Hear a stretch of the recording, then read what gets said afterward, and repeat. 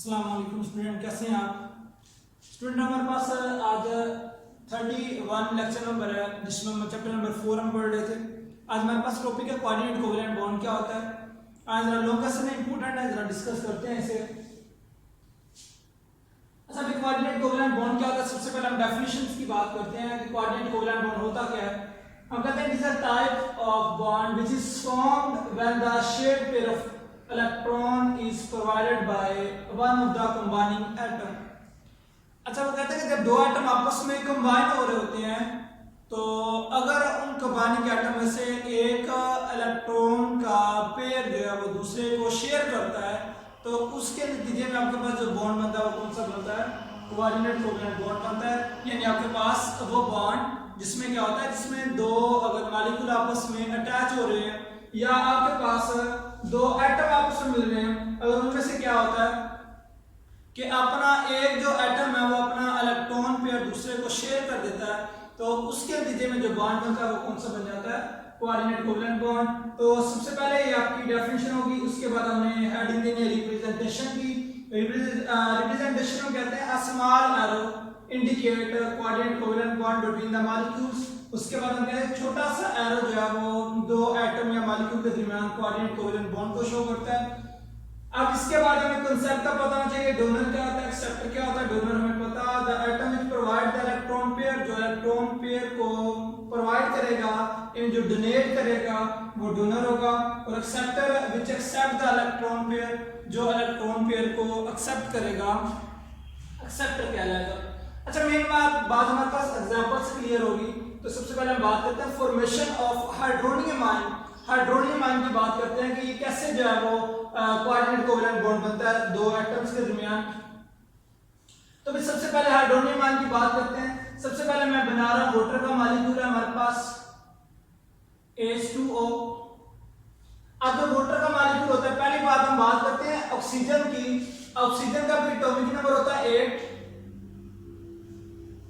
इसका जो atomic number होता है वो कितना होता है 8। इसका मतलब 8 का मतलब है पहले शेल में 2 इलेक्ट्रॉन और दूसरे में 6 इलेक्ट्रॉन। अब 6 इलेक्ट्रॉन है लास्ट वाले में, इसका मतलब है सिर्फ जब मॉलिक्यूल बनेगा ऑक्सीजन के आखिरी शेल के जो इलेक्ट्रॉन है 6 वो पार्टिसिपेट करेंगे रिएक्शन में। यहाँ पे 6 इलेक्ट्रॉन थे तो यहाँ पे ऑक्सीजन के पास, ऑक्सीजन के ऊपर दो वाटर में ऑक्सीजन के ऊपर जब दो लोन पेयर जो पड़े हुए हैं जिन्होंने किसी के साथ बॉन्ड नहीं बनाया हुआ, क्योंकि 6 थे 2 हाइड्रोजन के साथ अटैच हो गए और 2 जो लोन पेयर हैं वो बचे हुए। यानी ऑक्सीजन के पास टोटली होते हैं 3 lone pair.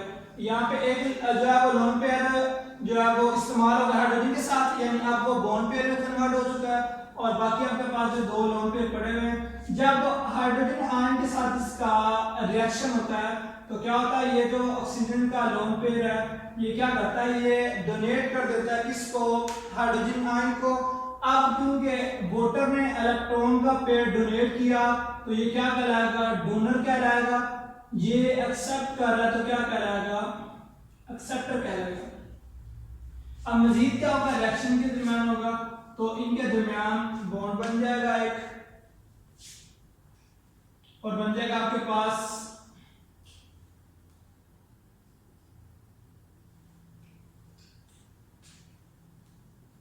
H2O। For example ये इलेक्ट्रॉन जो पेयर इसने दिया है हाइड्रोजन आयन को, तो ये आपके पास टोटल के ऊपर पॉजिटिव चार्ज आ जाएगा। अब ये जो दरमियान में स्मॉल एरो हमने लगाया हुआ है, चले मैं ब्लू से लगा देता ताकि आपको क्लियर पता चल जाए, ये अब कोऑर्डिनेट कोवेलेंट बॉन्ड है।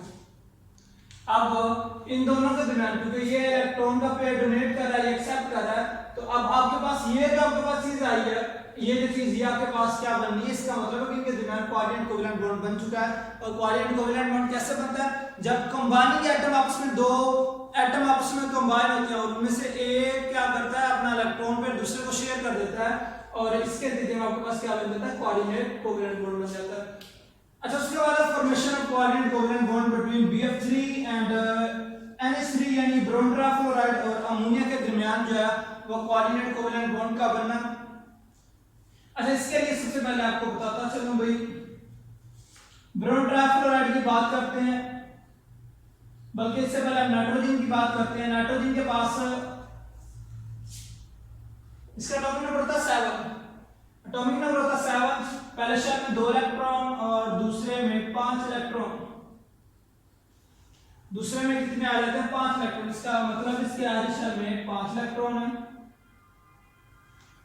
अब 3 इसके साथ हाइड्रोजन अटैच है।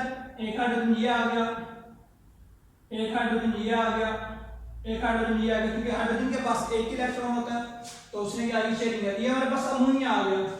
अब ब्रोन ट्राइक्लोराइड की बात करते हैं। ब्रोन के पास, ब्रोन का एटॉमिक नंबर होता है 5। पहले शेल में 2 इलेक्ट्रॉन, दूसरे में 3 इलेक्ट्रॉन होते हैं। अभी 1 2 3 इलेक्ट्रॉन ब्रोन के पूरे। अब फ्लोरीन है, फ्लोरीन का भी एटॉमिक नंबर होता है 9। पहले शेल में 2 इलेक्ट्रॉन और दूसरे में होते हैं 7 इलेक्ट्रॉन। ये 7 इलेक्ट्रॉन इसके पास आ गए। अब हर फ्लोरीन के पास कितने कितने इलेक्ट्रॉन होंगे? 7 इलेक्ट्रॉन, क्योंकि आधी शेल में जो इलेक्ट्रॉन होते हैं सिर्फ वही पार्टिसिपेट करते हैं एक रिएक्शन के अंदर। और ये जो डॉट क्रॉस में लगा रहा हूं ये रिवर्स स्ट्रक्चर है, इसी वजह से मैं लगा रहा हूं ये वाला। अब अमोनिया क्या करेगा भाई? अमोनिया इलेक्ट्रॉन का पेयर डोनेट करेगा। डोनर क्या रहेगा? ब्रोन ट्राइफ्लोराइड में ब्रोन जो सेंट्रल जो मेटल है, सेंट्रल मेटल एटम है, वो क्या करेगा? यही इलेक्ट्रॉन का पेयर जो है वो एक्सेप्ट करेगा। और बाद में क्या होगा? आगे इन्हीं के दरमियान जो कोऑर्डिनेट कोवलेंट बॉन्ड बन जाएगा। ये यहाँ पे आपके पास आ जाएगा NH3। अब मैं डायरेक्ट वैसे लिख रहा हूं और यहाँ पे जो लोन पेयर होगा वो आपके पास ब्रोन ट्राइफ्लोराइड आ जाएगा। इस तरह क्या होगा भाई? इनके दरमियान भी जो कोऑर्डिनेट कोवलेंट बॉन्ड है वो बन जाएगा।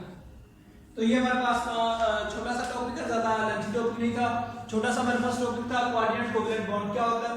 तो ये हमारे पास सबसे पहले डेफिनेशन, रिप्रेजेंटेशन और डोनर एक्सेप्ट है। उसके बाद एग्जांपल आपने देनी है और एग्जांपल के साथ आपने इनकी एक्सप्लेनेशन भी करनी है।